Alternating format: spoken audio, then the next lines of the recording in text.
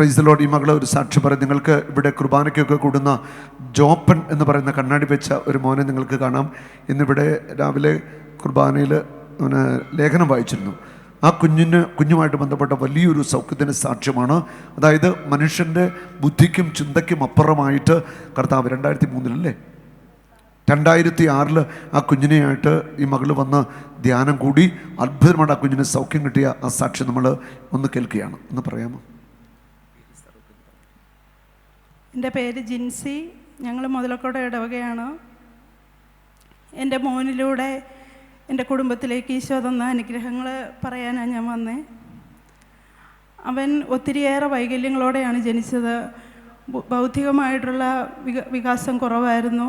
അസ്ഥിക്ക് വളർച്ച കുറവ്, ദഹനമില്ല, കണ്ണിൻ്റെ മസിലുകൾക്ക് ബലക്കുറവായതുകൊണ്ട് കണ്ണിങ്ങനെ നേരെ നിൽക്കുകയില്ല, കണ്ണിൻ്റെ മിഴികൾ നേരെ നിൽക്കില്ല.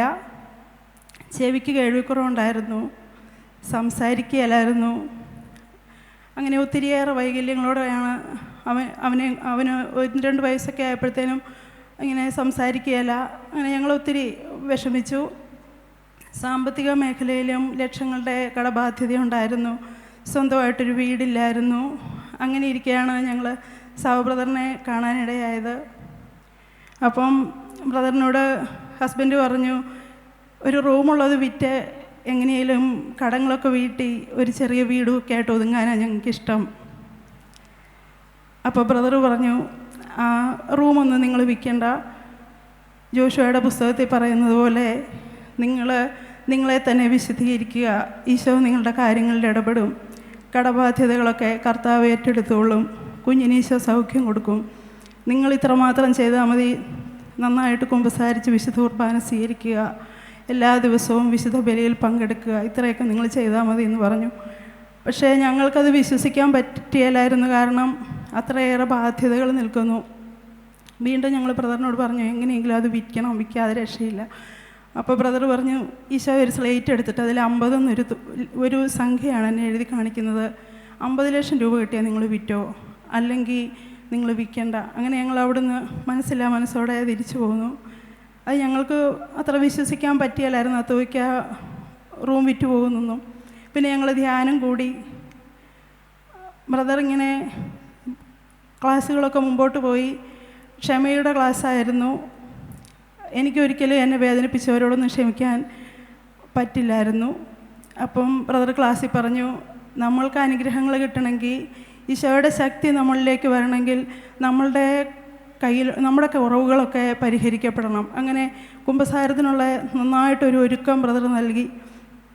വൈകുന്നേരം ദിവ്യകാരുണ്യ ആരാധനയുടെ സമയത്ത് ബ്രദർ ഞങ്ങളോട് പറഞ്ഞു, നിങ്ങൾക്ക് ആരോടൊക്കെയാണോ വൈരാഗ്യവും വെറുപ്പും ഒക്കെ ഉള്ളത്, ഈശോയോട് പറയണം, എന്നെ വേദനിപ്പിച്ചതിൻ്റെ പേരിൽ അവർക്ക് സ്വർഗം നിരസിക്കില്ലെന്ന്.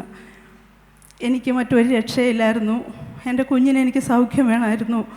ഞാൻ ഈശോയോട് കരഞ്ഞ് പ്രാർത്ഥിച്ചു. പിറ്റേ ദിവസത്തെ സ്തുതിപ്പിൻ്റെ സമയത്ത് ബ്രദർ ഇങ്ങനെ മെസ്സേജ് പറഞ്ഞു, ചെവിക്ക് കേൾവിയില്ലാത്ത ഒരാളെ ഈശോ സൗഖ്യപ്പെടുത്തുന്നു. അതിൻ്റെ മോനായിരുന്നു. അന്ന് ആദ്യമായിട്ട് അവൻ സംസാരിക്കാൻ തുടങ്ങി.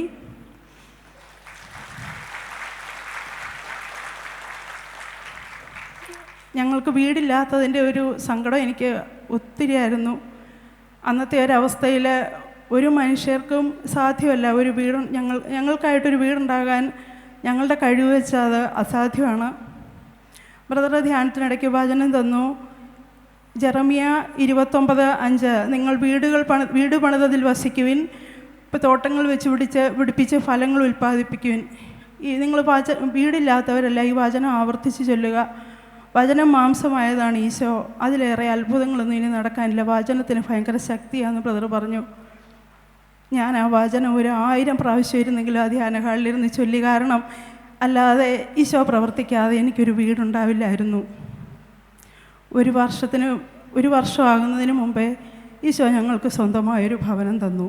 ബ്രദർ ഇങ്ങനെ ധ്യാനത്തിനിടയ്ക്ക് ഒരു സാക്ഷ്യം പോലെ പറഞ്ഞു, അപ്പന് 2 മക്കളുണ്ട്. ഒരു മോൻ എൻജിനീയറിങ്ങിന് പഠിച്ചവൻ നല്ല മാർക്കോടെ പാസ്സായി. രണ്ടാമത്തെ കുഞ്ഞിന് പഠിക്കാനൊക്കെ നല്ല ബുദ്ധിക്ക് കുറവാണ്. അവനെ കൊണ്ട് ബ്രദറിൻ്റെ അടുത്ത് പ്രാർത്ഥിക്കാൻ വന്നു. അപ്പോൾ ബ്രദർ വചനം കൊടുത്തു. യെശയ്യാ 54:13, കർത്താവ് നിൻ്റെ പുത്രരെ പഠിപ്പിക്കും, അവർ ശ്രേയസാർജിക്കും. അതുപോലെ അടുത്ത വചനം ബ്രദർ പറഞ്ഞു, സങ്കീർത്തനം 144:12, നിൻ്റെ പുത്രന്മാർ മുളയിലെ തഴച്ചു വളരുന്ന സസ്യം പോലെയും പുത്രിമാർ കൊട്ടാരത്തിന് കൊത്തിയെടുത്ത സ്തംഭം പോലെയും ആയിരിക്കട്ടെ. ആ വചനം രണ്ടും എന്നാലാവും വിധം ഞാൻ ഏറ്റു ചൊല്ലി. കാരണം ബുദ്ധിക്ക് നല്ല വികാസമില്ലാത്ത എൻ്റെ കുഞ്ഞിന് ഒരു ചികിത്സയിലൂടെയും സൗഖ്യം കിട്ടില്ലെന്ന് എനിക്ക് നല്ല ഉറപ്പുണ്ടായിരുന്നു. അവനിൽ ഓരോ ദിവസവും പ്രകടമായ വ്യത്യാസങ്ങൾ കണ്ടു തുടങ്ങി. കുഞ്ഞിൻ്റെ തലയൊക്കെ ഒത്തിരി ചെറുതായി, കണ്ണിൻ്റെ മസിലുകളൊക്കെ ഉറച്ചു. കണ്ണിനും ചെവിക്കും മൂക്കിനും തൊണ്ടയ്ക്കും അവൻ ഓപ്പറേഷൻ പറഞ്ഞിരുന്നതാണ്. ആകെ കണ്ണിൻ്റെ ഒരു ഓപ്പറേഷൻ മാത്രമേ ചെയ്തിട്ടുള്ളൂ. ബാക്കി അവന് പൂർണ്ണമായിട്ടുള്ള സൗഖ്യം ഈശോ കൊടുത്തു. ബുദ്ധിപരമായിട്ടൊന്നും ഒരു കുറവുമില്ലാതെ കുഞ്ഞിന് ഈശോ സൗഖ്യം കൊടുത്തു. അവനിവിടെ അൾത്താരപാലനാണ്. മുതലക്കോട് ഇടവക്കാർക്കൊക്കെ അറിയാം. സംസാരിക്കുന്നതിനൊന്നും അവന് തടസ്സമില്ല. പിന്നെ ബ്രദർ ഞങ്ങളോട് പറഞ്ഞു, ഞങ്ങളുടെ സാമ്പത്തിക ബാധ്യതകളും മറ്റു ബുദ്ധിമുട്ടുകളും ഒക്കെ മാറാൻ ഒത്തിരിയേറെ ജപമാല ചൊല്ലി പ്രാർത്ഥിക്കണം. കിങ് ജീസസ് മിനിസ്ട്രിയുടെ ഒരു ചെറിയ പ്രാർത്ഥന പുസ്തകം ഞങ്ങൾക്ക് തന്നു. അതിനകത്തെ പ്രാർത്ഥനകളെല്ലാം വീട്ടിൽ നല്ല ഉറക്കെ ചൊല്ലണം. നിയമാവർത്തനം 28-ാം അധ്യായം 1-14 വരെ എല്ലാ ദിവസവും സന്ധ്യയാകുമ്പോൾ വീട്ടിൽ പ്രാർത്ഥിക്കണം.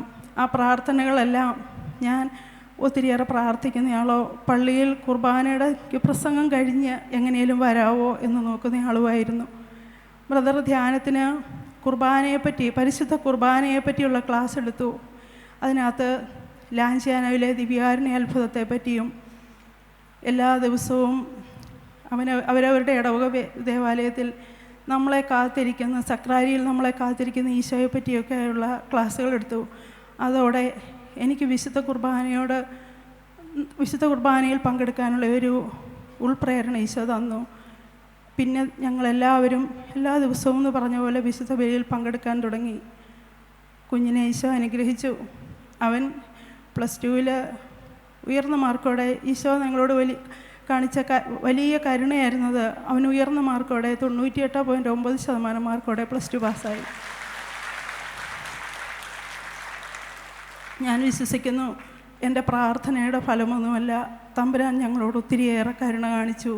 ഞങ്ങളെ ഒത്തിരിയേറെ സ്നേഹിക്കുന്ന ഈശോ ഞങ്ങളുടെ കുടുംബത്തിലേക്ക് ഒത്തിരി കൃപകൾ നൽകി ഞങ്ങളെ അനുഗ്രഹിച്ചു. അതിനെല്ലാം സഹോദരർ ഞങ്ങൾക്കൊരു ഈശോയിലേക്ക് എത്താനുള്ള ഒരു വഴിയായിരുന്നു. ഒത്തിരി നന്ദി. ഹല്ലേലൂയ. വലിയ ഒരു സാക്ഷ്യമാണ് ജിൻസി പങ്കുവെച്ചത്. ആ മോനെ അന്ന് അവിടെ ധ്യാനത്തിന് കൊണ്ടുവരുമ്പോൾ അവൻ്റെ വലിയ തലയായിരുന്നു.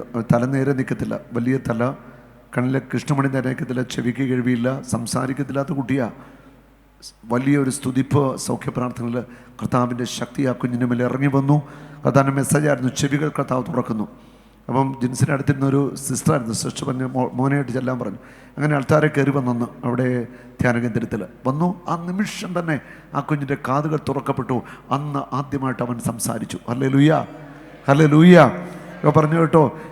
അവന് പിന്നീട് തല പതുക്കെ ഇങ്ങനെ ചെറുതാകാൻ തുടങ്ങി. വലിയ തലയായിരുന്നു, തല ചെറുതായി, മിടുമിടുക്കനായി. ഇപ്പോൾ പരീക്ഷയിൽ 98.9% മാർക്ക് മേടിച്ചു എന്ന് പറയുമ്പോൾ എത്രമാത്രം IQ കർത്താവ് ആ കുഞ്ഞിന് കൊടുത്തിട്ടുണ്ടെന്ന് നമ്മൾ മനസ്സിലാക്കുക. അല്ല, മിടുക്കനായിട്ട് ഇന്ന് രാവിലെ ഇവിടെ ലേഖനം വായിക്കുന്നത് ഞാൻ കണ്ടു. ജോപ്പൻ, അവൻ വലിയൊരു സാക്ഷ്യമാണ്. കർത്താവ് തൊട്ട ഒരു കുഞ്ഞാണ്.